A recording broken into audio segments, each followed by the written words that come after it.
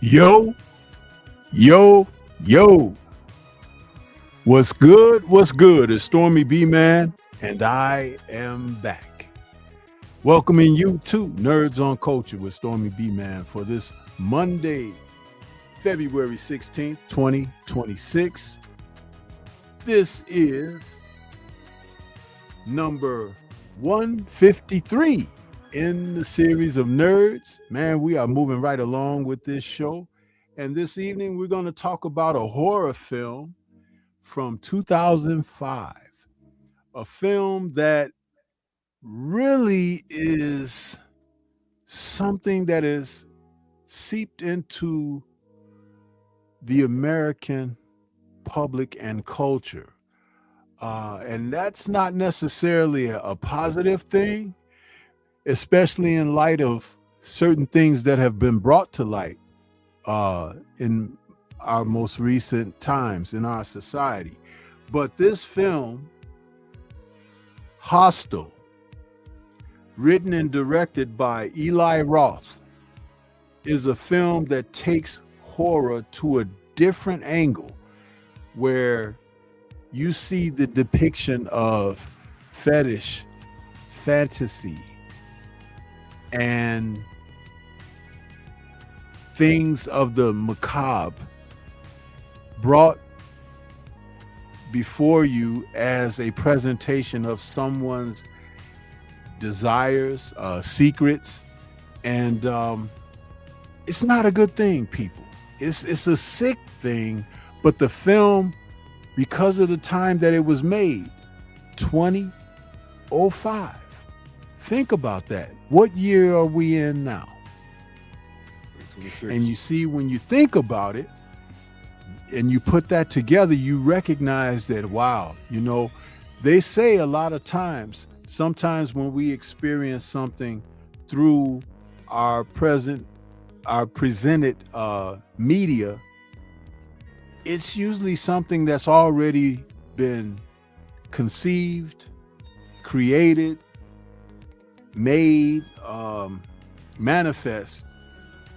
But when it's released to the public, it's almost like something to smooth over the experience of what's to come. Are we not experiencing a lot of that right now? So we're going to talk about this film Hostel this evening, and I got my brother Drew Titan in the building with me tonight to talk about it. Drew, how's it going, bro? Yeah, man. This is when I saw we was doing this, I got to tell you, man, 2005 this came out, and there was also another film that came along around the same time. We could talk about that some other time. It was Hostel, and there was another one, if you remember. But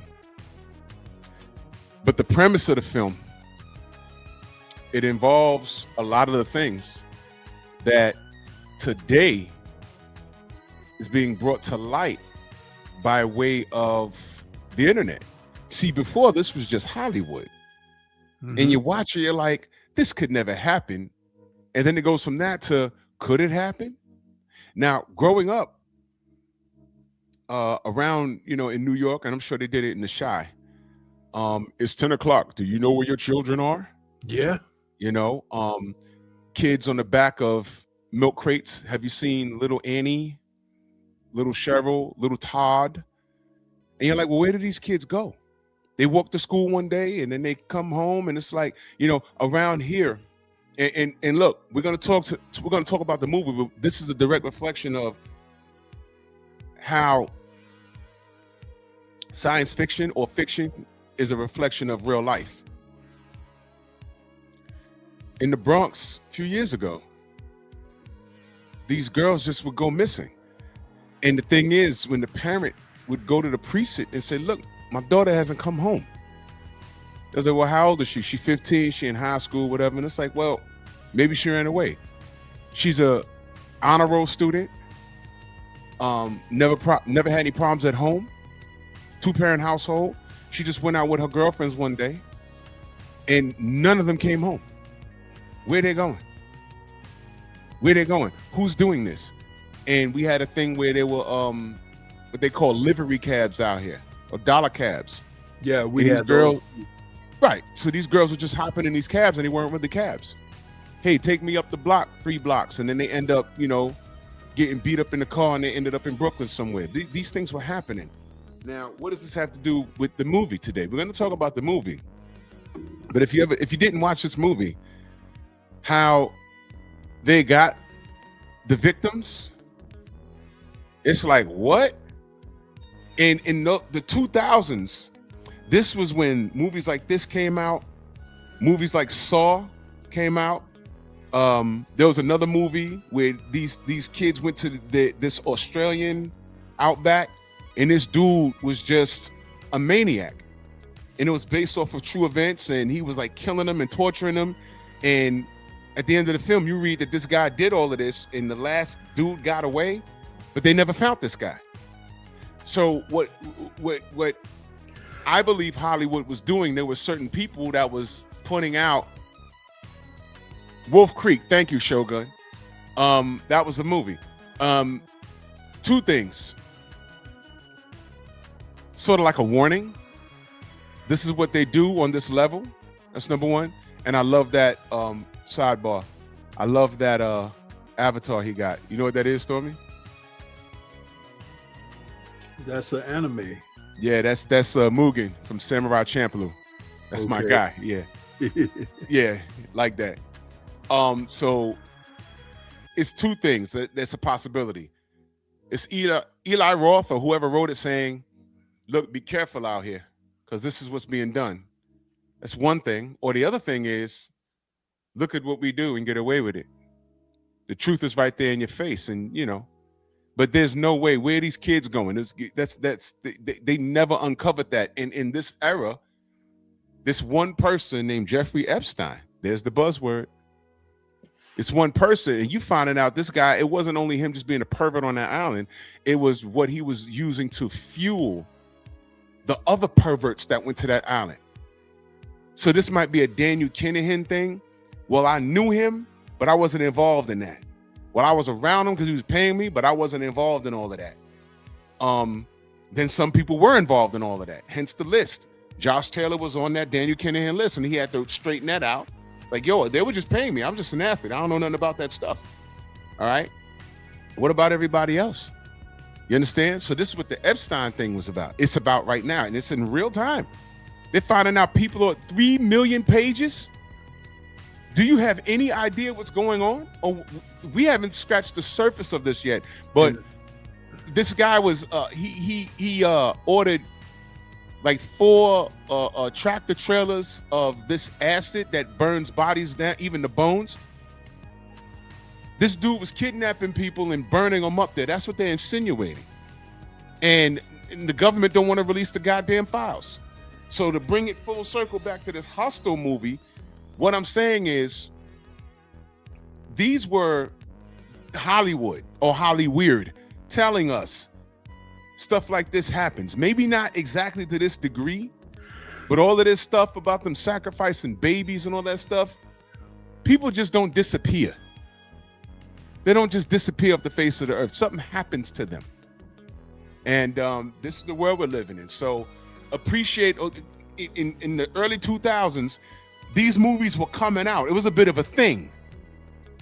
This was the next level. This wasn't exactly a slasher film.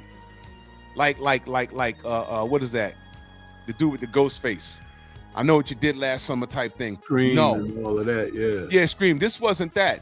This was a group of people that got together, and it was like an underground thing, and they were kidnapping people and literally fucking them up. You know what's interesting? If you take a film that we recently talked about, Surviving the Game. Surviving the Game. What year did Surviving the Game come out? Oh, that was the 90s, was it not? Was it? Right. Yeah. 93, 94, something like that. I think I was just getting out of high school when that came out. I think now, so. If you think about it, this was 10 years after that. Yep. And the theme is similar. Yep. Because in Surviving the Game, what you saw was that group of well-to-do white-collar guys were taking the homeless. People that wouldn't be missed. Put them into hunting games where they hunted them down like prey and celebrated their overcoming them like they were game. Yep. That's sick. It's the absolute worst. There have been reports, no matter how minuscule, think about it like this, people. In certain areas, particularly on the West Coast, numerous homeless people have come up missing.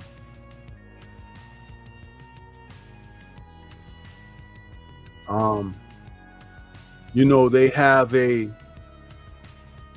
Olympic plan that they have for, what is it, 2028, 2030, something like that, the next Olympics that they're supposed to be hosting on the West Coast. They're doing a cleansing. I hate to say it that way because it may sound like it's a little cold, but this is how they think of American people. Yeah. Because remember, just because someone's homeless, that doesn't mean that they're not human beings, that they're not people. There are people just like you and I that may have lost opportunities, things of misfortune may have come across their lives, and they're in a situation where they can't overcome on their own. They need assistance, and they're the lost children of the government. In the meantime, you find out when you apply reality to what's going on today, the government is the villain. Yeah. Oh my goodness. It's like So again, this film was picked to have a discussion on by myself, and I, Drew, and I had a small conversation about it, but I thought it would be appropriate to kind of review it and talk about it in light of what we're experiencing today. And maybe that will make people a little bit more aware of what's going on in our society, and pull your loved ones and your friends and people that you have a rapport with closer, and look out for one another. And I've often said this: the best way and the only way for us to make it as a society is to make it together. We can't be isolated. We can't be, oh, that's your problem and that's them over there or whatever. We're under one umbrella. Regardless of what the powers that be try to influence you to think, because that's what they try to do. The first thing they want to do is they want you to recognize skin. But the only skin you need to recognize is yours. That's right. That they want to devour. And that's not a misnomer. Have you heard about the reports of some of our fast food joints and everything? Bro, they've been talking about that. They had the DNA of human beings. Yep. And I'm not talking about a finger falling into the batter. I'm not talking about that. The beef jerky. Did you see that with the Epstein files? You might, man, you know what, bro? Let's not take the show over there. Yeah. But it's all relevant to this movie in that little genre in the early 2000s, because it was a genre. Those are messages. That's all I'm gonna say about that. Let me I'm going to put up another image here where we have Jay Hernandez, who in the early 2000s was a young man that Hollywood was bringing out, and he joined a couple of buddies on a trip. They played college students, and they wanted to travel across Europe, and they had a friend from Iceland, and they all met up, and they were kind of like hopping through the provinces or suburbs or neighborhoods of Europe. The intent was to go to Barcelona, but they went to Amsterdam and they met up with some people who were of Slovakian and Dutch descent, and drugs and partying was a part of what they were doing because they were young college students. Their friend from Iceland, he was a little bit older, and he had a child that they found out about as they were going through the circumstances that they found themselves. But what happened is, being Americans who decided to go over into the dark ports of Europe, they found that there were plenty of ways to explore the risque, but they didn't realize how risque it could get.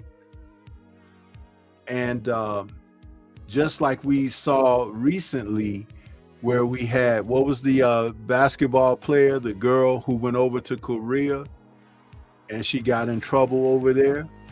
Yeah, that and they jailed her. You see, Americans can be quite dismissive of other people, other nations, and cultures because of the propaganda machine that they're raised and bought into here. I like to say that I'm fortunate that I grew up understanding that there was something else, and I guess even through my exposure of watching Chinese kung fu movies from being a young kid and growing up and watching and learning a little bit about the culture and then starting to research things for myself and be able to pick up, oh, this is why they do this. This is how they be, learning what face means, saving face, or losing face, those kind of things. Do you know that in our society, we don't have anything that is the equivalent of losing face? We don't. Now, there may have come a time when you could go back to like the 50s and ethics were something that openly were supposedly respected. Privately, people may have practiced something different. But if you were to allow that to come out to the forefront, it was frowned upon. And see, that's when we had in our society shame and embarrassment. We no longer have that in this country. Yeah. Everywhere you look, you could see something and say, now that's a shame, or that's shameful. It's celebrated. And the ones that are producing that act, you can look at them and they say they have no shame. Yep. They have no respect for decorum, ethic, and the line of reservation. It doesn't exist. That's why someone like, and thank you, Hen Dog, Brittany Griner could go over into Korea. Yeah, that was in Russia. It was in Russia. She got jammed up in Russia. Okay. In Russia, I'm sorry. And got in trouble over there. You see, they treated her like a terrorist. Yeah. And guess what? It is a terrorist mindset and behavioral act because it is not of their culture. See? So how small-minded are you as a Western person going somewhere denigrating the culture and class of another nation and their populace? Just think about that. So these men in this film found themselves in that situation. And then once the locals who they were dealing with and encountering understood who they were and what they were about, because it took a couple of nights of them partying and everything. And it was like, you know what? These guys fit the bill for what we, traffic underground. Yep. And understand that word traffic really means something in our society now, doesn't it? And it doesn't mean what it once meant. And just like the so-called Epstein, there's that trigger word again, circumstances, there were people who were assisting That's right. with the movement of bodies, people, children. Now, these are college students. Men, point that out. Those are men. Males, young men who were put in circumstances that they could not see their way out of. Now, can someone please, because I have a lot of windows pulled up on my screen, someone please pull up Hostel and tell us what that meaning is. What is a hostel? And if you can do so, please copy and paste it and put it in the chat. I got it right here. Shogun says people have no morals anymore. In America, in other places, you will find that people hold fast to their culture. It's only here that we've lost ourselves. That's Yeah. why you got people running around here that want to identify with everything but what they truly are. Mm-hmm. Because there's been no one to say no. That's dumb. Put that away. Huh? You should be ashamed. See, that doesn't exist. Didn't I just say that? That's right. Okay, Drew put it up here. It's an establishment that provides inexpensive lodging for a specific group of people, such as students, workers, or travelers. See there? Read what I just posted underneath that. Short for youth hostel. See that? Youth hostel. You want them young. And see, think about that now.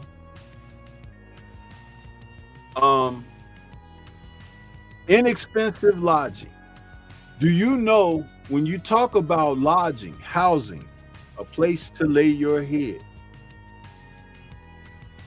inexpensive is attractive to Americans. Mm-hmm.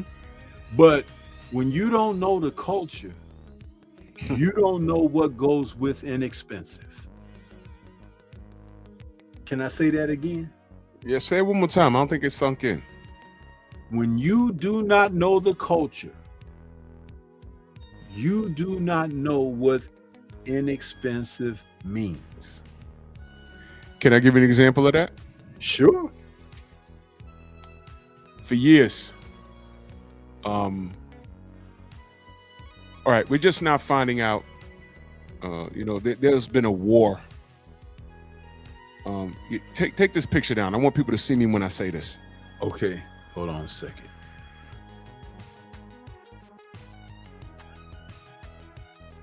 There's this phenomenon that has black women, well, women in general, in an uproar on the internet called the passport bros.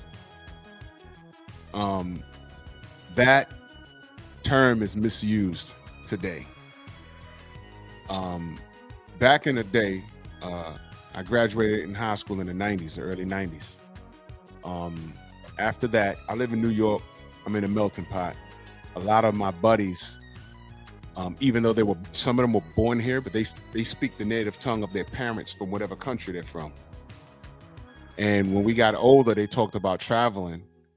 And one thing's for sure, they told me, if you plan on going anywhere, if you go to my country, make sure you don't leave the resort, because my country is dangerous if you don't know the land.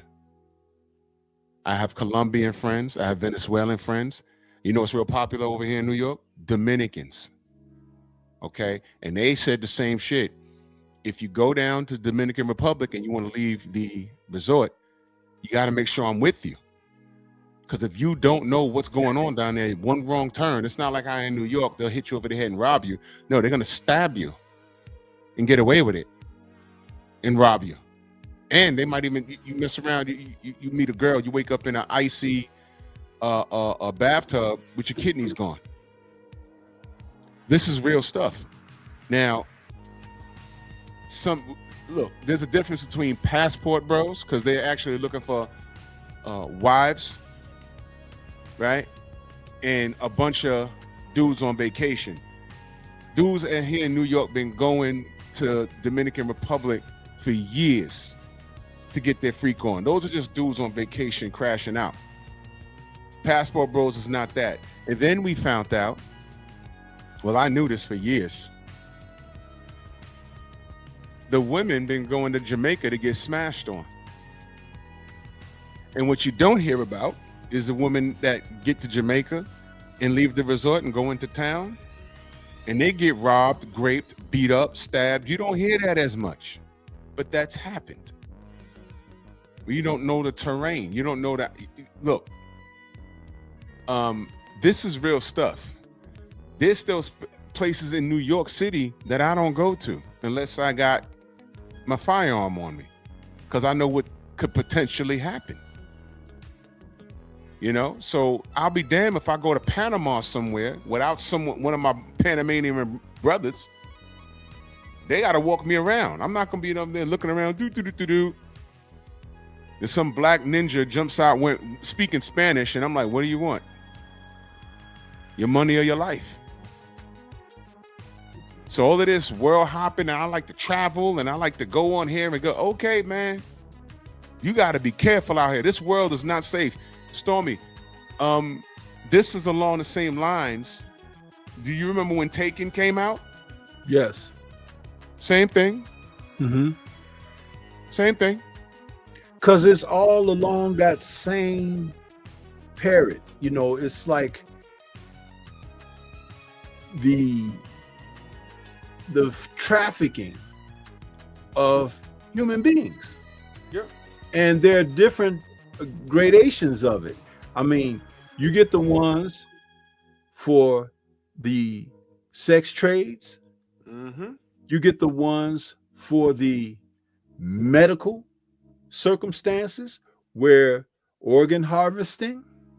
Think about that for a moment. Dude, when I was 25 years old, there was no term called organ harvesting. It wasn't. You have also the PDF ring, and then you have the ring that's out there for consumption. And when I say consumption, I'm literally talking about eating, delicacy. Mm-hmm. Do you know? Maybe I'm gonna write this in the private chat, Drew, and you ask me if you answer me whether I should say this over the air, or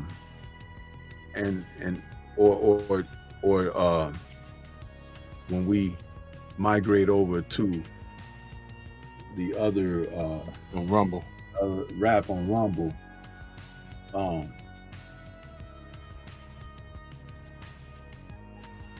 I'm gonna tell you something, man. It's a scary place, and these elites, bro. Do you remember that scene in Anbach when he found his elephant? Yes. Remember what was said up there? All those wealthy people doing a lot of weird things. Gotta pay attention, man.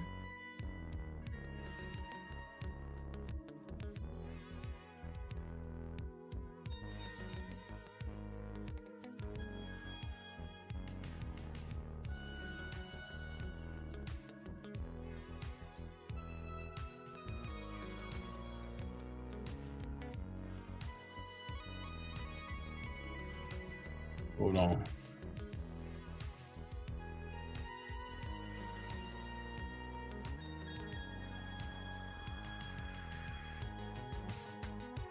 Okay, check that out in the private chat.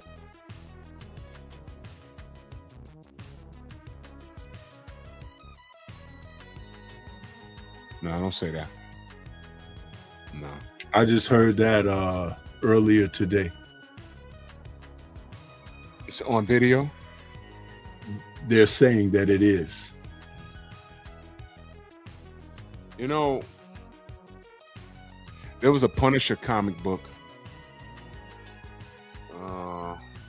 years ago where he was the lone survivor of the end of the world. And I forget the story, but somebody reviewed it on YouTube. And he found the bunker and he went down there. I think he thought it was clear. He went down there and he noticed, he recognized all of the super rich and the elites, and they were down there to repopulate the earth after they're the ones who, come to find out, destroyed it. I mean, everyone was gone. Yeah. All the Avengers, all the everyone was gone except the cosmic people that don't live there, you know, but everybody on earth was gone. And he, you know, it's Frank Castle. You know what he did? So y'all not repopulating anything. It ends here. Wasted all of them. He said, well, I guess it's over. He's in this bunker, and in that bunker, they can live for over 300 years. They had food, water, everything. The same thing that they've done realistically. These people, allegedly. Yeah. So he wet them up, and it was over, and it was just him. It was just him. You know, put the bodies outside, and he lived in it. He lived out the rest of his life. Last man on earth, Frank Castle. You know, it's you know, but where do these movies come from? Because like I said, in the early 2000s to the mid 2000s, these movies was coming out. I'm like, what's going on here? What's going on? Now, Taken, I think there was 3 of those films. It was over the top. The next 2, because now he had beef with the people he had to go get his daughter from in the first movie. But go watch the first movie and watch the conversation he had with his ex-wife. He was like, yo, look, the world is, you know what I do for a living? The world is not safe, and you're sending her over there? You know, man, please. That's just like the John Wick character. Mm-hmm. You know, the way that story started, it was allegedly over his dog, right? That's what they, but right. No, what people should have been questioning is, what the hell did John Wick do before he walked away from his responsibilities, or whatever his job truly was? And when you think about it, the contacts throughout the series, the people in certain places and walks of life, it got crazier and crazier, right? It's like, what? The rabbit hole went so deep to the point where the people that was involved in the same line of work that he was, they were everywhere. They were everywhere. We covered Unthinkable, right? Samuel L. Jackson. No, we did the other one, right?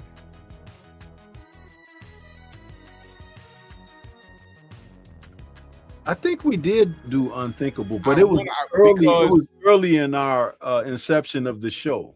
Right, because there was a scene where he met old boy in public, and he was like considering telling what was going on, but then he kept looking around, and he just saw people, they're taking pictures of the scenery, and then they'll turn the picture and take a picture of him.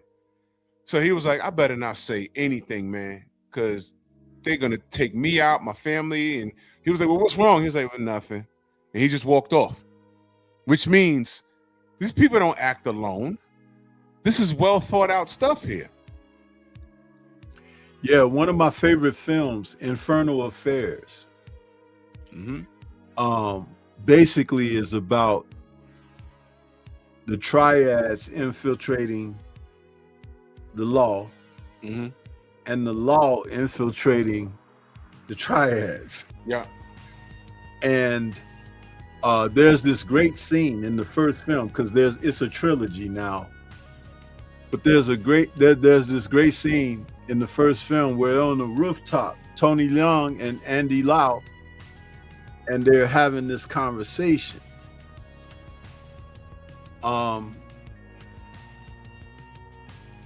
It's a weird situation because they don't know who each other is right now, but they crossed paths when they were younger men, because both were trying to get into the academy, but one didn't make it. And he didn't make it because he was related to a triad. So they didn't want to hire him as a cop because he had bloodline relations with a triad. So there was a police chief who hired him to work undercover and report back to him. So he was basically free to roam as a triad. He joined a particular triad family, but he was like working like an undercover cop. And then Andy Lau was the cop, but he was really a triad. So when we get to the third film, there's a moment where they're revealing something, and that rooftop conversation that was had in the first film, this guy pulls up some photographs and is like, had photographs of them on the roof. So it's kind of like what you were saying about them taking pictures. Yep. And they thought they were safe because they was on a skyscraper, bro. on the Nope. roof of a skyscraper in Hong Kong. But it's like whoever took the picture is like knew everything about them. You understand? Man, So, like you say, the rabbit hole goes deeper. goes so and deep. deeper And it's like, and who deeper. the hell took that pic? Can't deny it And now. it's like I said in the third film. It's in the third. It's not in the part 2. It's in part 3. Man, I'm telling you, bro.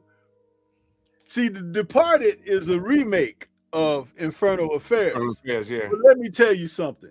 It's nowhere near as good. Mhm. Nowhere near as good. You know why? Because of the culture difference. Mm. See, here, we don't like to say that the police are corrupt.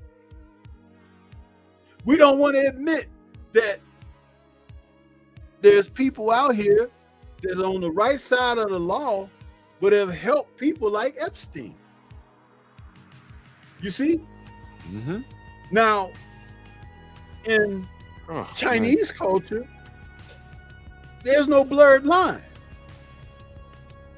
You're a triad, you're a cop. You're on opposite sides and you're fighting, but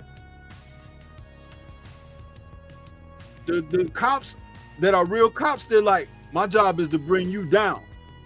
Mm-hmm. That's their culture. Yep. And there's triads that try to pretend like, but we ain't did nothing. You know, we're good. Mm-hmm. But it's like in America, it's all messed up. The lines are so blurred.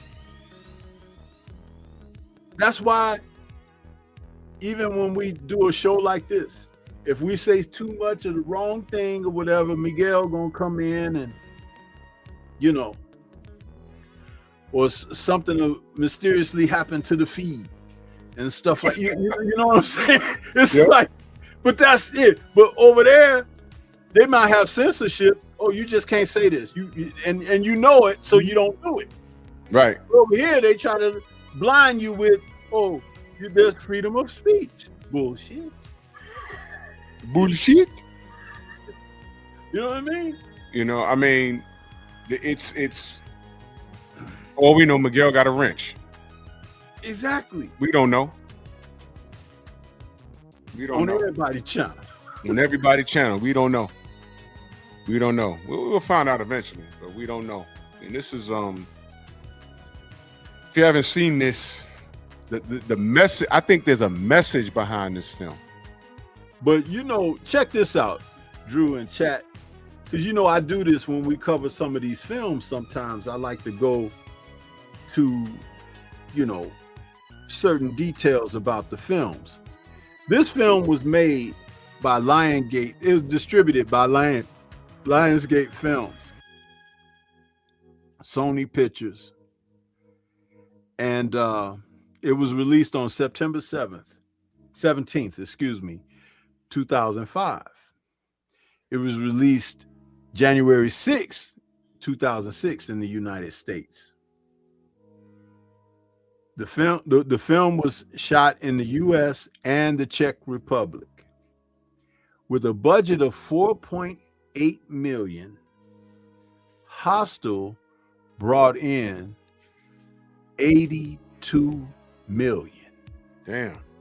They made their money back tenfold. Did you hear that?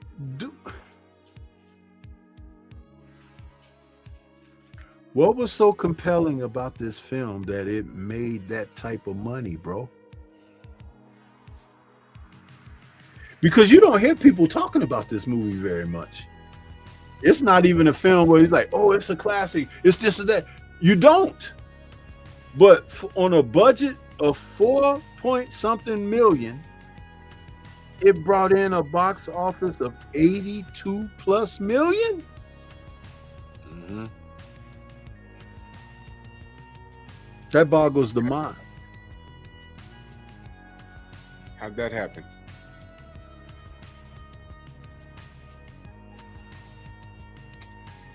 That does boggle the mind.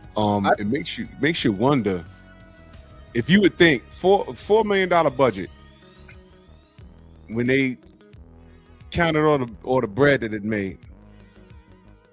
82. And it's not considered a cult classic. No one's talking about, like, every now and again we talk about cult classics. You know where the cult classic comes up in our conversations all the time? Big Trouble in Little China. Yeah. You know, I don't know. We spoke about it. I don't remember what the budget was, but I'm sure through time it exceeded what they thought it would. And we talk about that. This thing right here, this don't even come to mind. But why did it make so much money? I don't know. I think it has something tied to the elements of what was seen, projected, and enacted. Because you know the old saying, people love train wrecks. But everything is not for public consumption. Right. And everything is not for entertainment.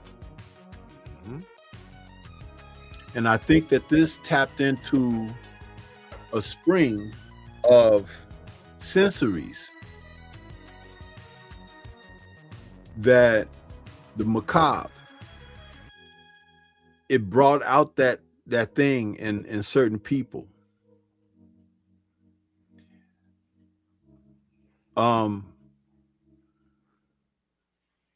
Sometimes you have to say no.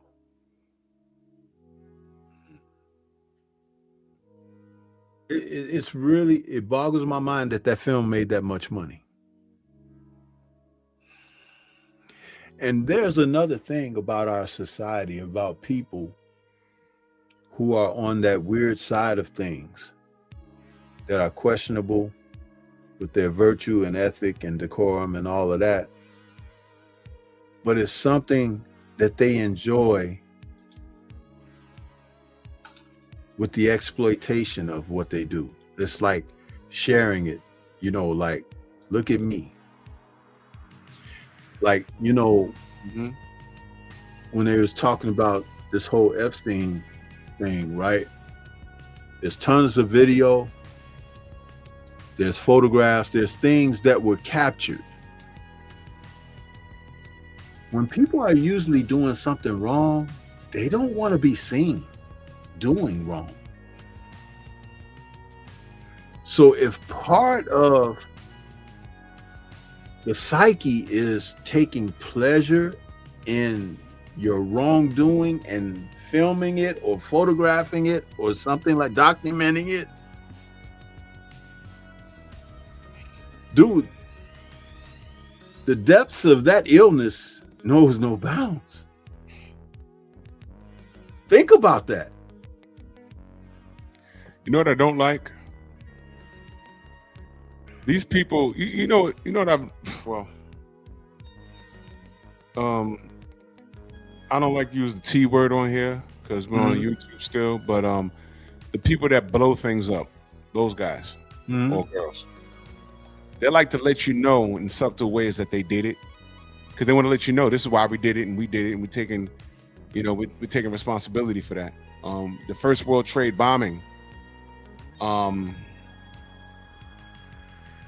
you'd be amazed at how many groups tried to take credit for that.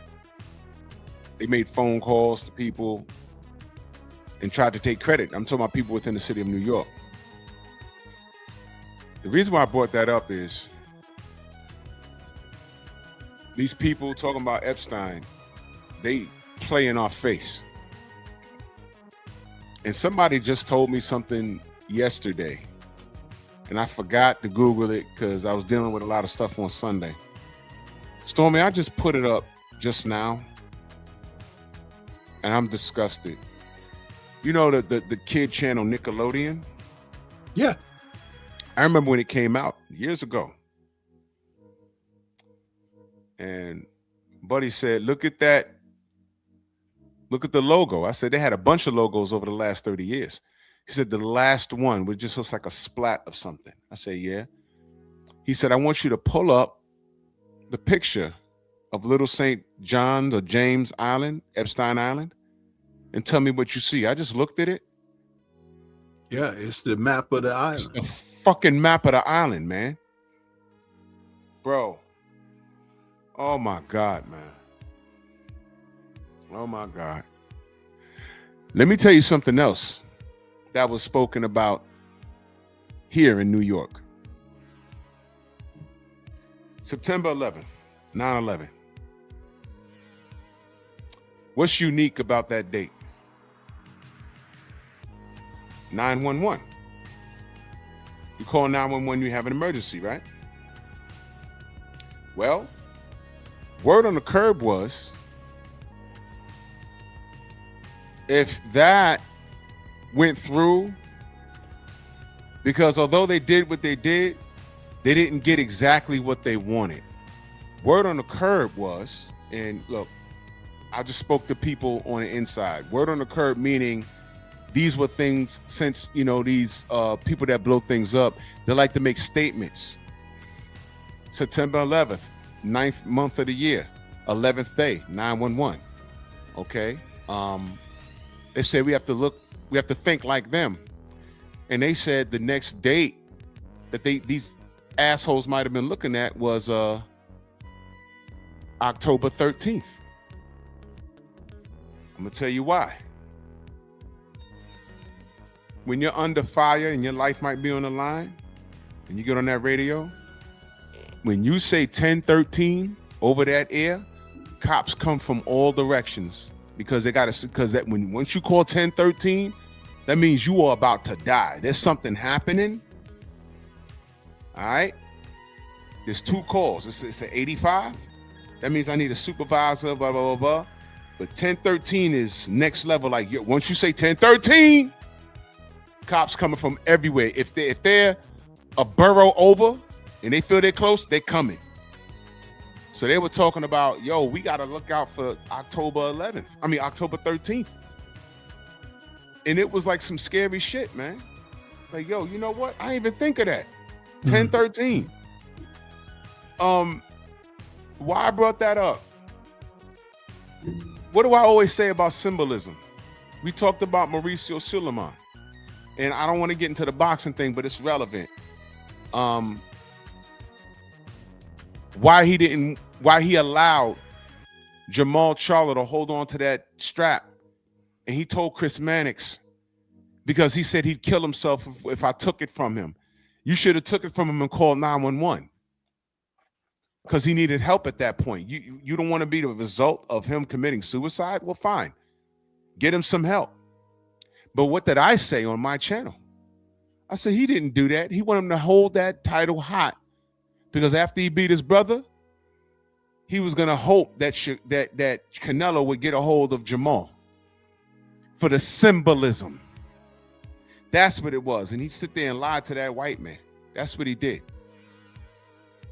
So these movies, now that we've seen it in 2026 with this Epstein stuff, a few years ago, people were getting poisoned in the Dominican Republic. Remember that summer? That was like 3 summers ago.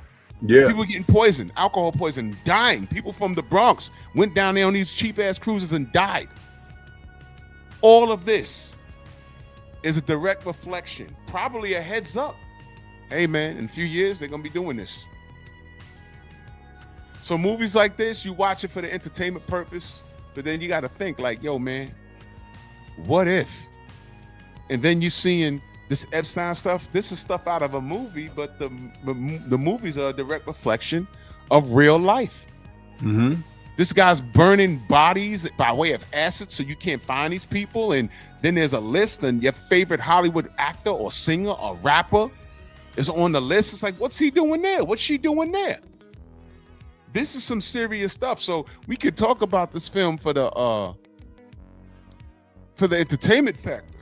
But I'm at an age where I look at stuff and I say, you know what? What they saying? What they trying to say? We talk about the Simpsons predicting the future. Is he really predicting the future? Or was his ass on that island seeing things? It's not that coincidental, man. They're talking to us, man. And Right. Some of these guys aren't with the shits, but they're around those people, and they say, man, I gotta warn my audience somehow. And they do things like smoke signals. You're letting them know. You know, like the slaves. They used to. Do y'all know the roots of in Puerto Rico, the congas or whatever? All of that comes from Africa, and they used to play drums to communicate with people. One drum pattern means hide. One drum pattern means move. They communicated with each other. I mean, this thing gets very, very deep, and it's all connected. It's all connected. But I don't want to scare anybody. But I look at movies like this, and I'm like, don't act like this shit ain't really happening. With all these kids missing since I was a kid. You know, grown-ass women getting snatched off the street. You know, the those boats that move tractor trailers. Mm-hmm. Y'all heard about people quitting those jobs because they're tired of hearing people screaming in the goddamn bins? They're tired of hearing it. They're quitting. Do y'all know about that? It's not going to make the news because we got this dumb blonde-haired broad that wants to talk about everything but Donald Trump being on the damn Epstein files. And he ain't the only one. You guys got to wake up, man. So when you see movies like this, you know, just pay attention because the director's probably trying to let you know something. Now, this movie's damn near 20 years old now. But look at where we are at. Look at where we at now as a society. And look at what this movie was doing, man. Yeah, WMS, there's a lot of people on that damn list that I'm like, oh my God, man. And let me tell you, black, white, Latin, nope. When you get to that level, it's different. Why do you think, bro, listen, in the 80s, y'all, there was an actor by the name of Rick Moranis. He was in Little Shop of Horrors. He played Seymour. He was in Ghostbusters. And he was in Honey, I Shrunk the Kids. He was a top tier actor. And he just stopped acting. And when they said, man, you was the guy. Why'd you stop? He said, well, I'd rather be a father to my kids. And he took his millions of dollars and he left Hollywood and never looked back. And he raised his kids. You know what I think now? He saw what was happening. He said, you know what? I ain't gonna say nothing, but you know what? I ain't gonna act no more. I got money. I'm just gonna raise these babies, and that's the end of it. That's typically the story of everyone who gets away from the entertainment business. Yeah. When they realize that, you know what? There's a rabbit hole that this goes to the depths of. I'm not willing to go. Stormy, I know rappers that were right there at the pinnacle and they stopped. And when I said what happened, they started talking, this Diddy thing, it's not new and he's not the only one. No. I know a rapper right now that's still seeing royalties off of a lot of y'all favorite music that y'all partied to in the 90s. He produced it. He works with me at Transit right now. And I asked him, what happened? He said, man, you see things and that you don't want to be a part of. He said, I laid it down. I get royalties from whenever, sometimes things get spins on the radio. I get a check, but I needed to get a real job because I didn't want to cross that threshold, because when you cross that threshold, you start to sacrifice certain things. And it has everything to do with your what? Integrity. So he's cooling.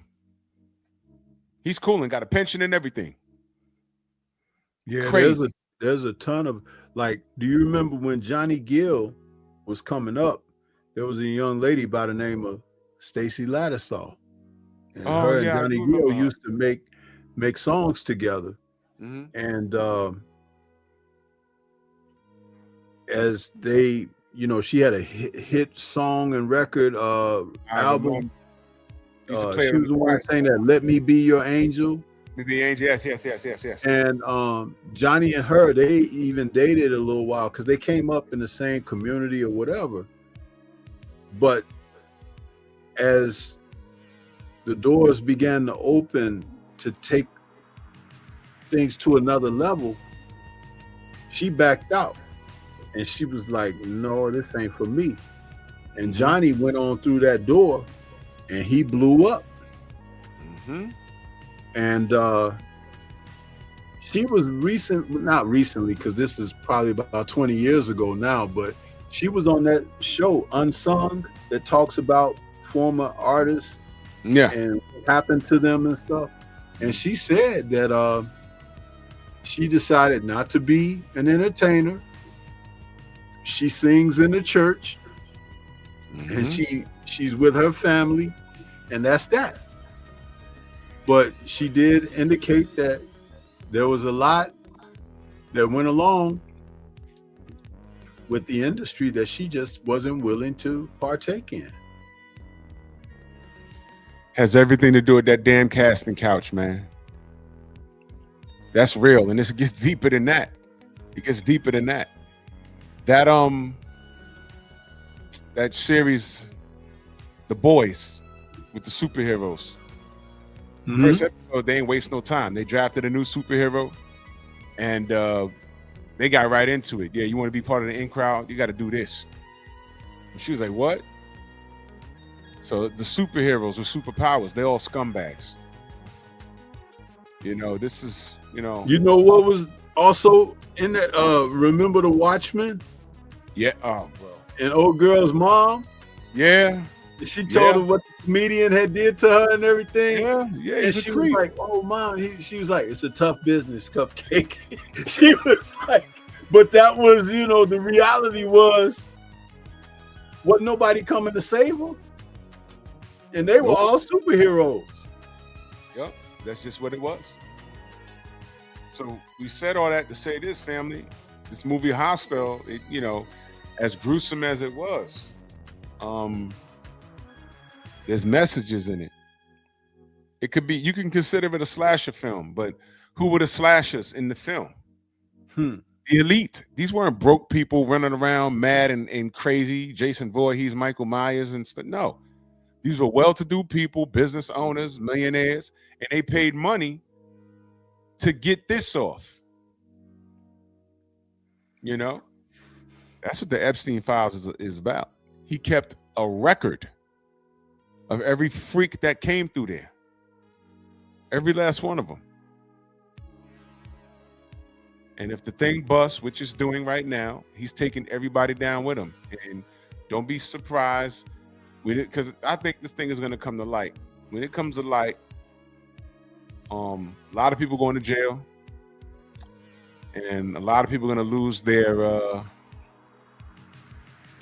going to be a lot of people that you might love that you're not even thinking about right now that's been on that island, and silence is co-signing. Yes, it is. If you didn't go, you went in that island, and you say you didn't partake, but you didn't say anything. That's crazy. But a lot of people that did partake were probably in fear of their life. If I don't partake, they're gonna think I'm a tell. And when I'm trying to take my airplane back to my city, that plane might fall out the sky. Yeah, remember Mauricio inviting Chris Mannix to come to Thailand? Yeah, and what did we say? What did we say? Yeah. How about this, Stormy? Might not make it back. Might not make it back. Now, what did we say, Stormy? Y'all remember when Tank Davis' plane slid off that runway? That was a little crazy, wasn't it? And then I said, wait a minute. Things like that, it does happen, but it's highly unlikely. And then he's running around on video, dancing, partially naked, slapping himself on the butt. No straight man does that. Now, even if he is a straight man, who are those videos for? You understand? Yep. So look, I'm not overdoing it. This is real stuff. You guys better wake up, man. This ain't a game. It's not a game.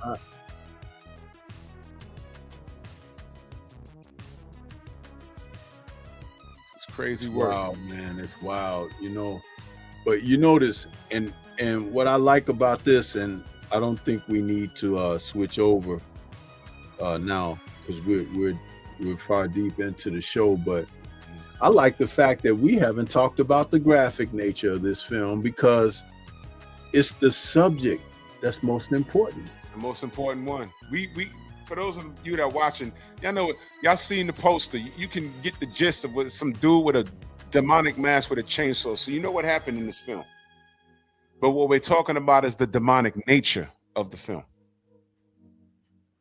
and how it's relatable to life. Now, in 2005, you probably left the theater if you saw it like, this can't happen. And then you found out about Epstein's Island. That's been around for how long, Stormy, that island been around? Oh, man, that's been around for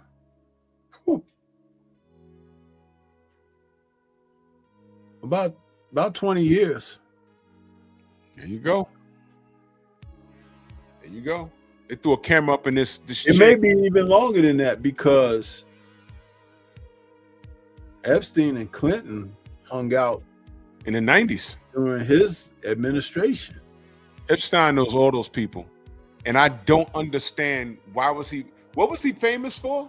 Prior to finding out all of this, what did he do? Who is he? Dude, you know what? He was given these jobs that gave him access to people and stuff.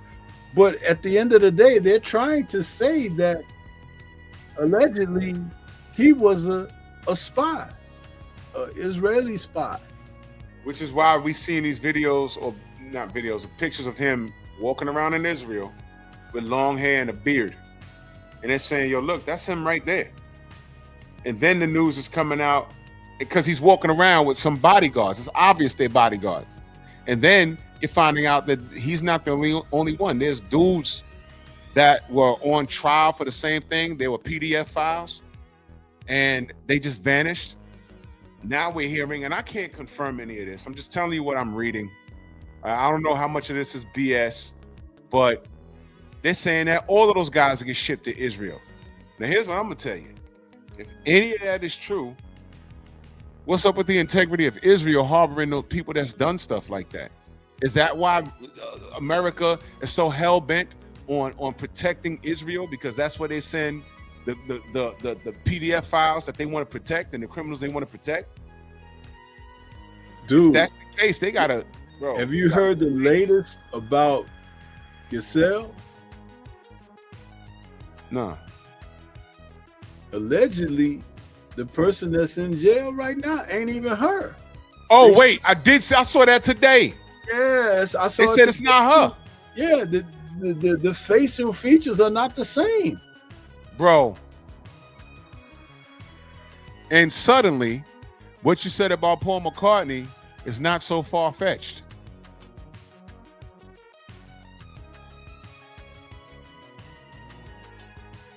The chat might not know, but check this out. I'll give you out a short version. Paul McCartney, it's a possibility that's not really Paul McCartney. The original Paul McCartney died in a car accident and was decapitated in the accident. But the Beatles, we don't know, but the Beatles was so huge, they said, we can't let this die out. So they got this new guy and said, yo, guess what? You're Paul now.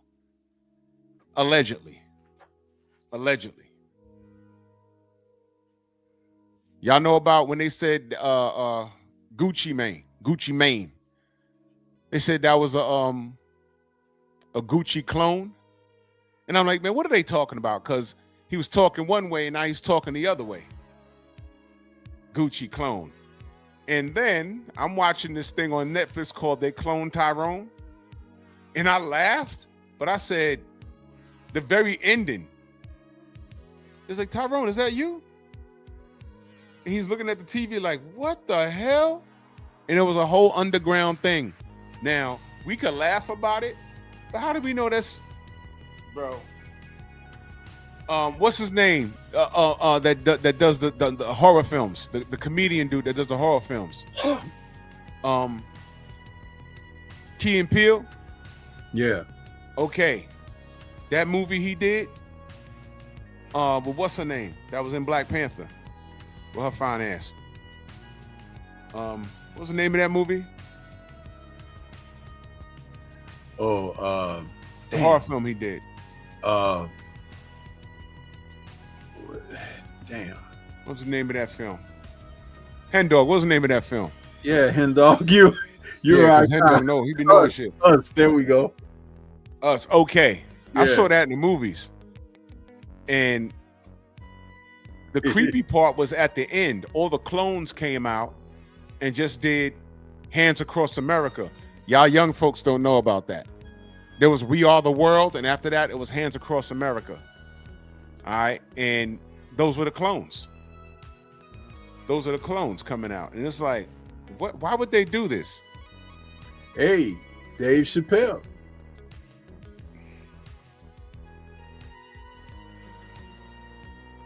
Hey, man. You know why they do? Well, if this is real, because ladies and gentlemen, this is all allegedly. We can't deny or confirm any of this. There's a lot of coincidental things, but it might just be a coincidence. It might be. But it's just something to talk about. That's all. We're not saying it's true or not. I'm just saying it's just eerily coincidental.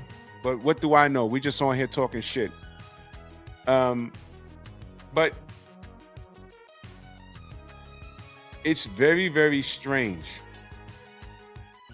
when you really just think about this. Makes you say, what if? Hen Dog said the real Eminem allegedly died in a car crash, and this dude walking around with a beard might not be him. It wouldn't surprise me. It would. It really wouldn't. But this is. Let me say this about Dave Chappelle, man.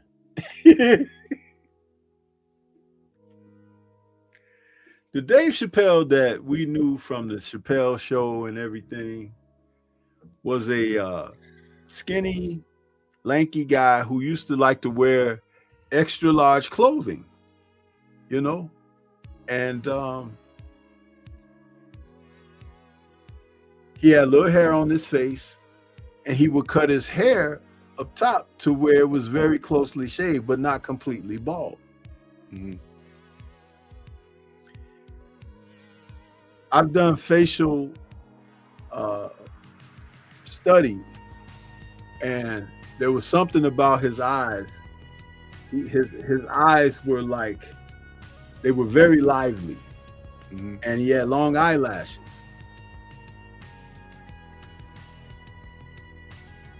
His voice had affliction where when he would talk and express himself excitedly, it would raise to a higher octave. You know, it would, yeah, man. You know, he would do that kind of thing, and it was funny because we hadn't seen anybody behave like that, you know, comedian wise, and it was entertaining, and he was very animated. This guy, none of that applies. None of it. He's bald. He has no facial hair at all. Usually us guys who like to wear facial hair keep facial hair. We don't go into a mode where we just like, I'm going to go clean shaven now. Now that I'm 50 years old, I'm going clean shaven. Clean shaven guys will be clean shaven most of their life.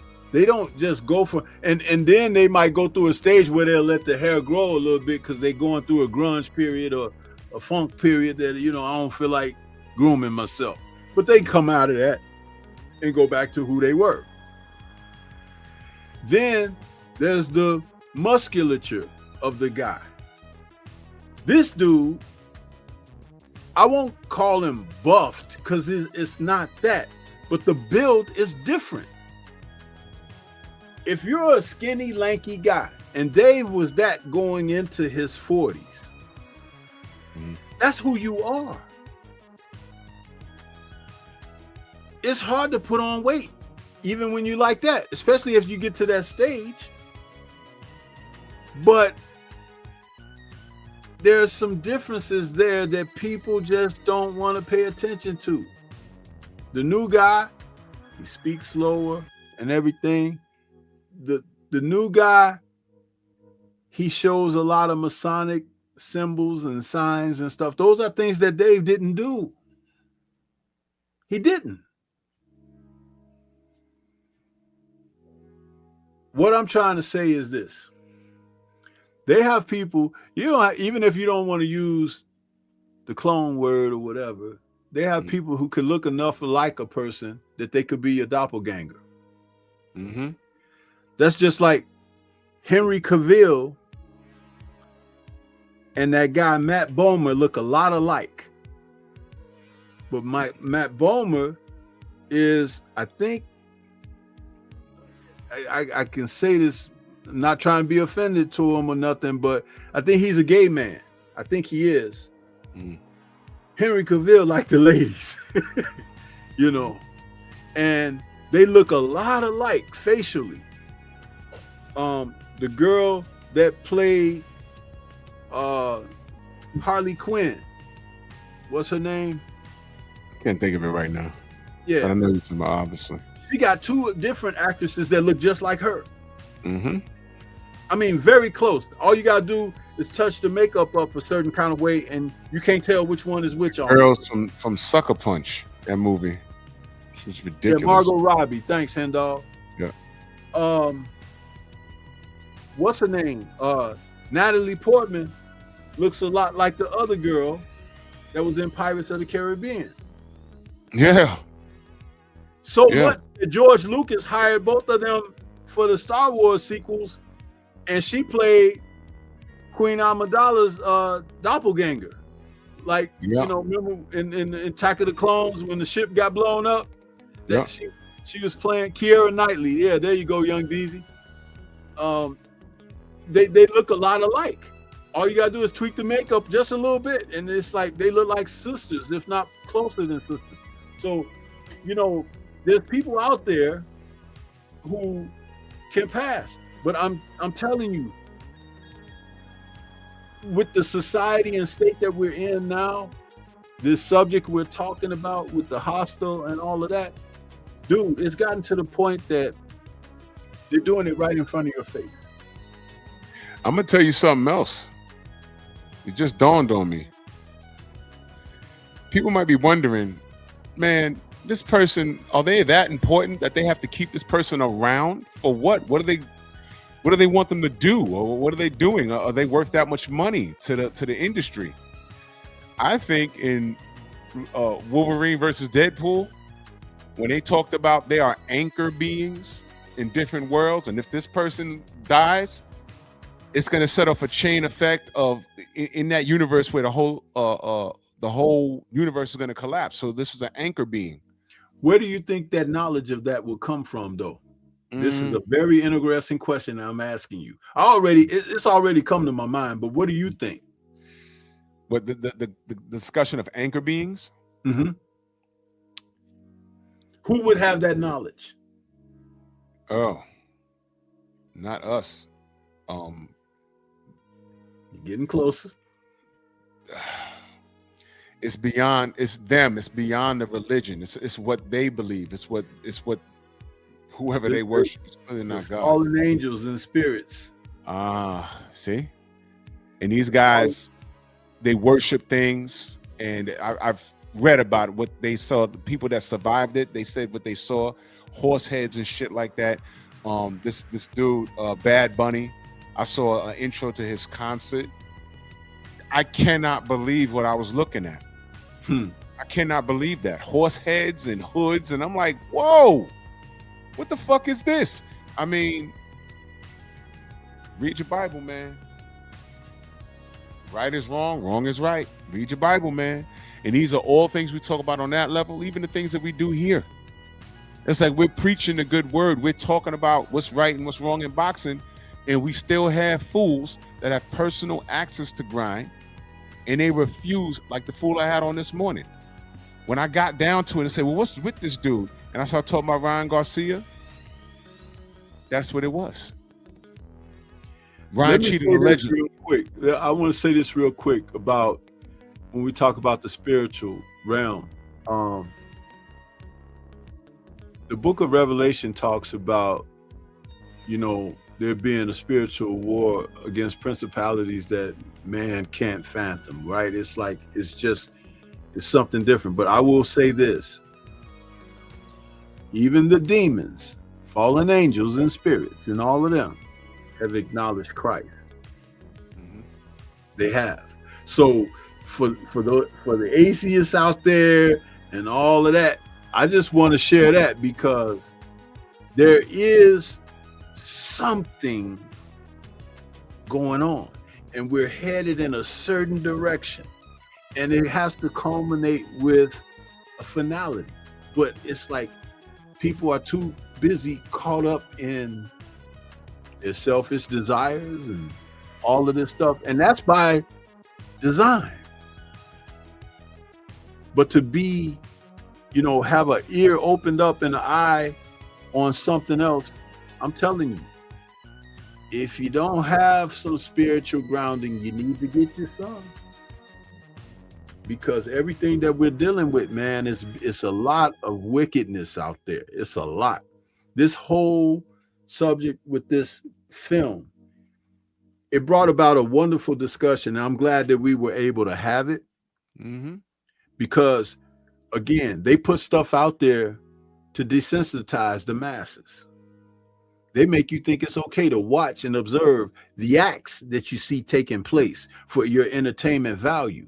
But in real life, they're doing the same things realistically to people, and you have no knowledge of this because you think that it's entertainment. They're getting us ready for something. They're desensitizing us to stuff in the entertainment industry, so that, for example, when this Epstein things come to light and certain people stand trial for certain things that they've done, there's going to be a lot of people in the world saying, okay, well, he or she did that, let them go.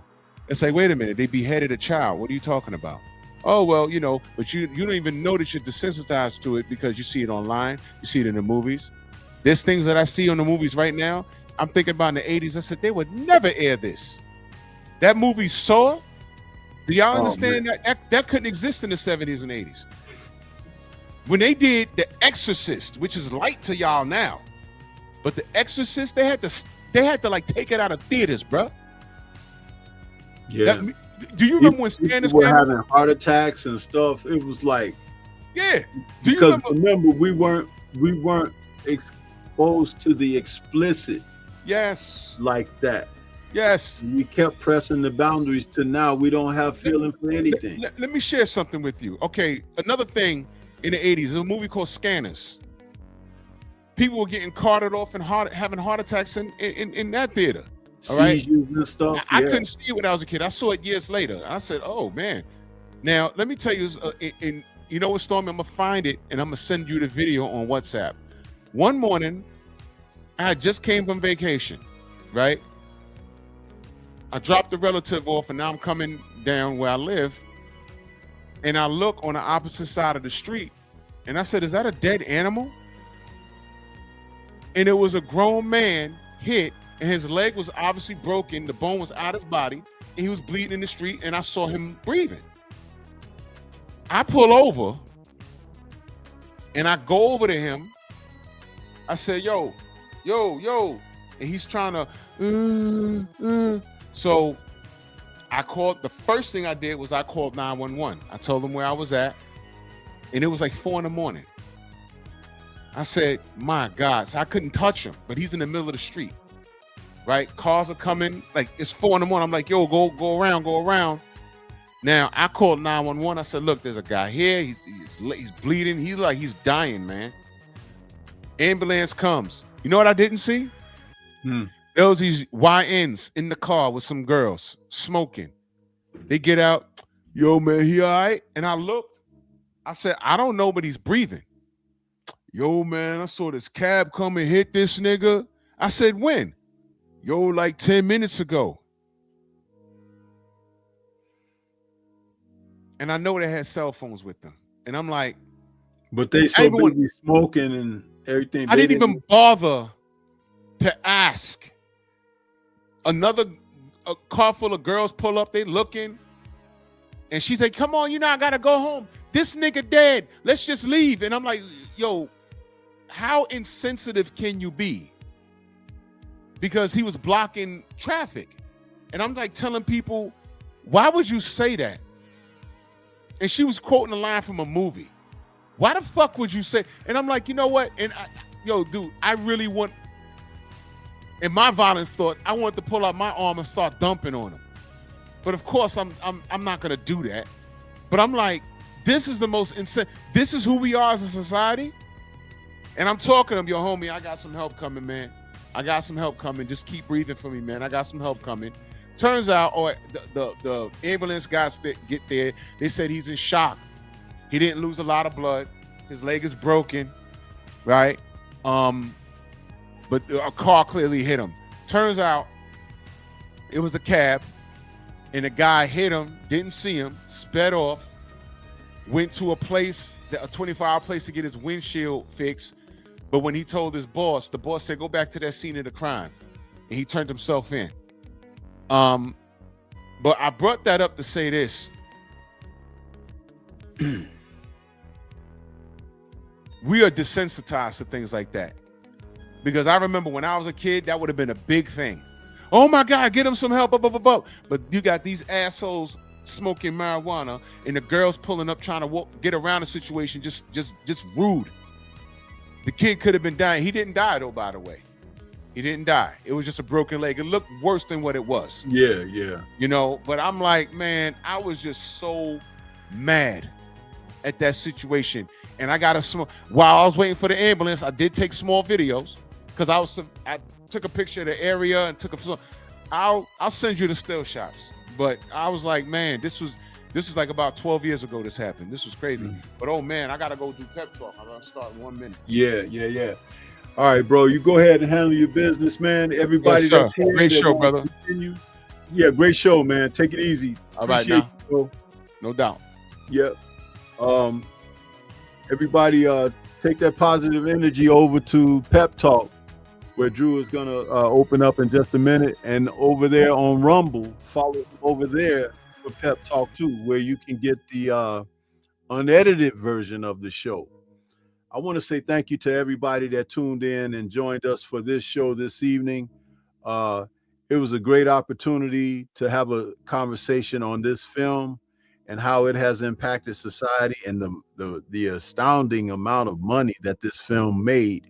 But the subject is something that we were really able to cook on. So thank you for those of you who hung in there with us.